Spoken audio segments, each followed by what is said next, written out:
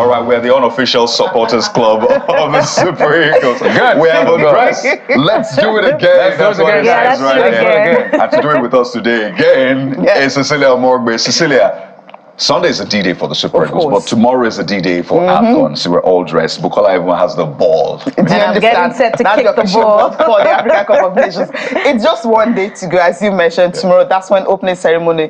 Côte d'Ivoire, of course, the host nation will be up against Guinea-Bissau. And when you take a look at these two countries, I mean, take a look at Côte d'Ivoire, for instance. You can't really see a superstar there. Wilfred Zaha, the most popular face, with the team, is actually not there. Sebastian Haller, yes, it was not even invited. Wilfred Zaha is not part of the squad. Sebastian Haller, yes, that's another player that's a kind of a known name. But hey, how much is he going to bring into it? So, apart from the host nation, the fans are actually anticipating a fantastic game, so to speak. And the fact that Guinea-Bissau and Côte d'Ivoire, the distance, from what is not too far. Yes, the tickets sold out, even before. I think it was 2 weeks to the Nations Cup. Tickets was already sold out. So it's going to be, the stadium obviously is going to be filled up. But in the streets of Côte d'Ivoire, there's something you will see. The vendors, those who are trying to make money out of the Nations Cup, because you don't spend $1.5 million to host a tournament and then not get so much out of it. So that's why all over the countries, you could see vendors coming out selling, T-shirts are selling like hotcakes, so to speak, and not just that, different jerseys across the continent. The countries are participating, 24 in all. And the last time Côte d'Ivoire hosted the Nations Cup, 40 years ago. Yeah, 40 years ago. That was 1984. And then if you take a look at far back in 1984, it was just 8 teams that participated, and now you're having 24. So for these people, they have a lot to look forward to. So in terms of the economy, so much money will obviously be made. And when Nigeria actually landed, you saw what the captain thing, the Nigerian thing and everything. And Ghana, they had to do their kente and everyone. So every country going. Sure, and like Ghana versus Nigeria. But I'm so happy that we're not going to meet at the group stage. If we're going to meet Ghana, it could be much later. That's if Ghana progress. We know what happened in the last Nations Cup, where country like Comoros, had to take them out in the sense that they didn't get out of the group stage and they didn't get any win. But if that doesn't happen, maybe towards the later stage, likely that meeting could just be there. But for now, So, no, just land on your thought. I wanted to. Yeah, but for now, our focus, of course, is on Super Eagles of Nigeria, because we're trying to do it again. And the story coming from the Super Eagles camp is not everyone will be happy about it, simply because Umar Sadiq, when we learned that he was injured, he picked up a knock during training. We felt, okay, it's just something that won't be serious, man, just miss 1 or 2 games. But he's out of the tournament right now, and you're having Paul Onuachu coming in. So that's like 3 changes. You have Terry Murphy coming in, you have Alassane Yusuf coming in, now you're having, Paul Onuachu coming in. When you ask a coach, CAF understands why he wanted most countries, all the countries, to actually have 27 players. But we had to go with 25 because the coach felt he could manage that. But now he's calling in players to come replace the ones that are injured. Just imagine he has gone with 27. You won't have much headache. So he's going to tweak his formation again. He did that against Guinea. You see how we lost. So we don't know what we're going to be expecting on Sunday. So it's kind of tricky right now. But I know he comes with the terrain. But I'll move on from that question, because Awoniyi, Ndidi, they are just going. And these are the people we're trusting.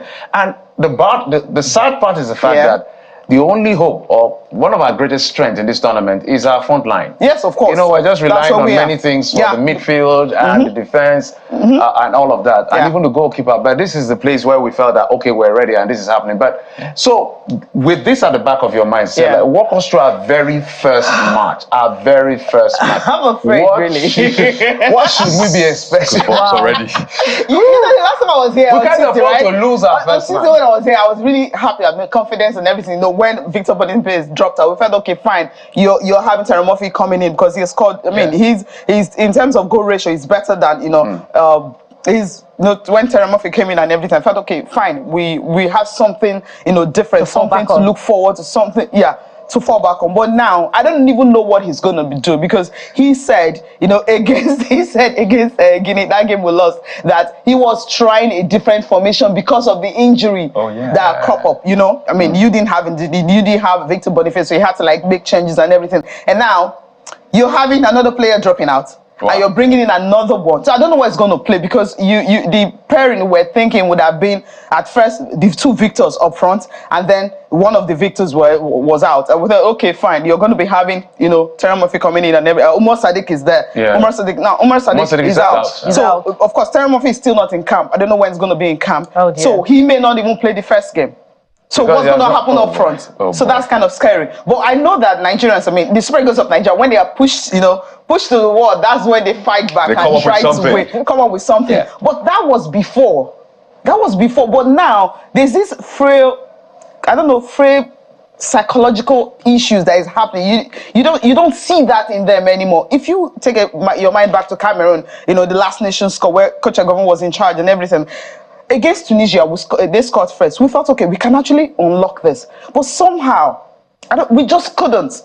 We couldn't fight back. That zeal, that hunger just wasn't there. The players weren't thinking, you're going out if you don't win this. We didn't see that fight. And that's what we've not been seeing for a while. So when you don't see that fight, that hunger in players recent times, you're thinking, are we going to see that at this Nations Cup? But I'm happy that with the campaign that's been done so far, the Let's Be Taken campaign and everything, with everyone behind, 220 million Nigerians behind the Super Eagles of Nigeria. Of course, we also supported them from here. And the send forth that was done to them, by the various governors and everything. I just hope they will know and understand that, yes, everyone is behind them. Let that confidence come back. You either... literally die on the field. Passion. We died there.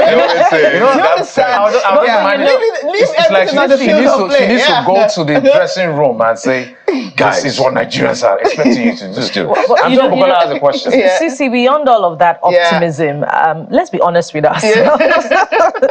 Let's be honest with ourselves, particularly because the expectations from the fans also for this Nations Cup has not been what you used to be before, perhaps because of so many disappointments. Yes, the Eagles upon arrival may be putting up a show, with all of the costume.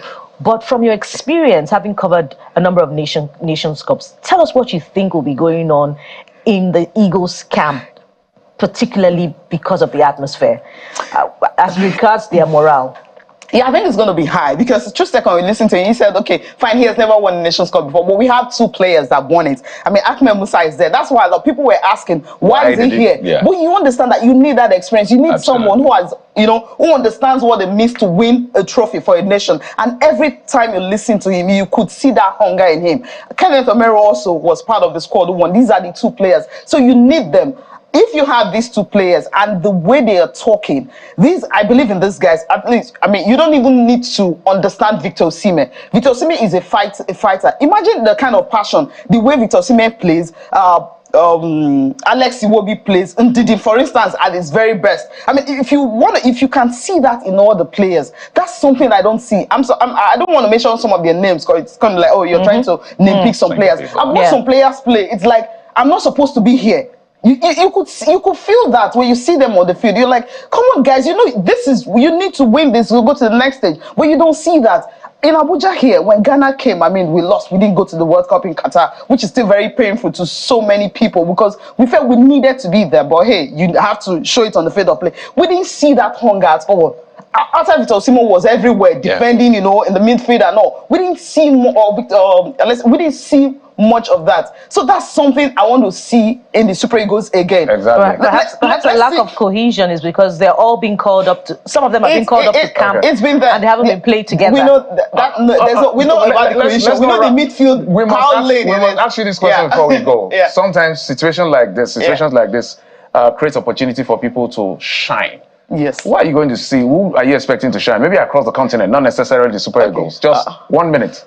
Across the continent, who do I think? I think Mo Salah. Mo Salah have 14 goals going into this. Salah's been shining for he's been shining. We're looking for non-Chinese. Okay, non-Chinese. New China. But we have the African Footballer of the Year in our own camp. He wasn't at the last Nations Cup. Right. So because of facial injury and also COVID happened and he couldn't go. But I think Victor Osimhen, this will be his Nations Cup. Yes. But just before we go, we have to say we support the Super Eagles. Absolutely. That's why we're all dressed in this. Let's do it again. Guys, we love our football team. We love our players. I thought we're all going to be football. Let's all of us. Okay. What can we chant? Let's chant.